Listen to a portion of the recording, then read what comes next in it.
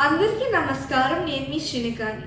ఇవాళ నేను ఈ వీడియో చేయడానికి కారణం ఏంటంటే ఈటల శమిత ఆంటీ నా మీద మా డాడీ మీద కామెంట్లు చేయడం జరిగింది. ఆంటీ నాకు డౌట్ ఉంది ఆంటీ, నేను స్కూల్కి పోతేంది పోకపోతే ఏంటి ఆంటీ, మీకేమవుతుంది ఆంటీ? మీరేమైనా ఫీజు కడుతున్నారా? మీరేమైనా ఎగ్జామ్ రాస్తున్నారా? మీరేమైనా ప్రిన్సిపలా? నేను పోయిన లీవ్ లెటర్ నా ప్రిన్సిపల్కి ఇచ్చా, ఆయన యాక్సెప్ట్ చేశారు. మా పేరెంట్స్కి ప్రాబ్లం లేదు, మీకేం ప్రాబ్లం వస్తుందా ఆంటీ? మళ్ళీ మీరు అన్నారు కదా, హుజరాబాద్ ప్రజలందరూ చాలా ఫీల్ అవుతున్నారు మామయ్య గారు పోటే లేదంటే. ఆంటీ ఫీల్ అవుతున్నారు అంటున్నారు కదా ఆంటీ, మీకు అసలు హుజరాబాద్ అడ్రస్ తెలుసా ఆంటీ? హుజరాబాద్ ఎట్లుంటుందో అన్న తెలుసా? అసలు హుజరాబాద్ ఎన్ని ఊర్లు ఉన్నాయో తెలుసా? సరే అవన్నీ తీసి పక్కన పెట్టండి. హుజరాబాద్ బార్డర్ ఉన్న మీరు టచ్ చేసిండ్రా ఆంటీ? ఆంటీ మీరు కూడా అన్నారు కదా, మా మామయ్య గారు చాలాసార్లు హుజరాబాద్లో ఎమ్మెల్యే అయ్యారు, హుజరాబాద్ ప్రజలందరికీ మా మామయ్య గారు చాలా బాగా తెలుసు. మీ మామయ్య గారు గురించి చాలా బాగా తెలుసు, మా డాడీ పోటేశారు ఆంటీ. ఆంటీ అలానే హుజరాబాద్ అనేది నా ఊరు, మా నాని మా అమ్మమ్మ మా ముత్తాతలు తాతలు అందరు ఉండే ఊరు అదే. అక్కడ ఉండే ప్రతి ఒక్క మనిషి నా ఫ్యామిలీ మెంబర్ లాగా. వాళ్ళే నా బలం, వాళ్ళే మమ్మల్ని కాపాడుతారు. ఆంటీ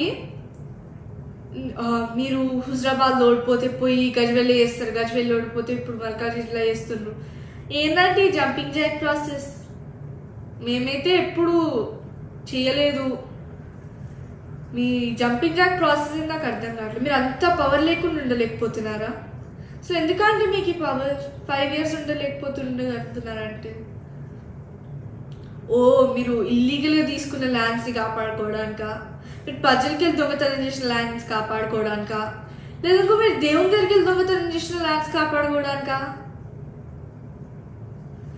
మీరు అన్నారు కదా ఆంటీ, మేము సంపుకుంటారా సాదుకుంటారా అని లైన్స్ వాడుకుంటూ క్యాంపెయిన్ చేయలేదని. మీకు గుర్తుందో లేదో ఆంటీ, కానీ క్రాన్బెర్రీ జ్యూస్ పాయిజన్ బాటిల్లో పట్టుకొని పోయి నేను తాగుతాను మీరు నాకు ఓటు వేయకపోతే అని ఈటల రాజేందర్ తాతయ్య అన్నారా అనలేదా? అలానే తాలిబొట్టు ఉంచుతారా అని జమున అమ్మమ్మనే అనింది.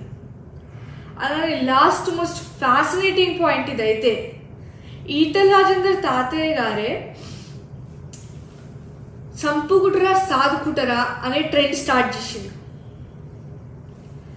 ఆంటీ నేను ఎలక్షన్స్లో తిరిగింది మా డాడీ ఎంత మంచివాడో ఎంత గొప్పవాడో అని చెప్పడానికి, అభివృద్ధి ఎంత మంచిగా చేస్తారో చెప్పడానికి.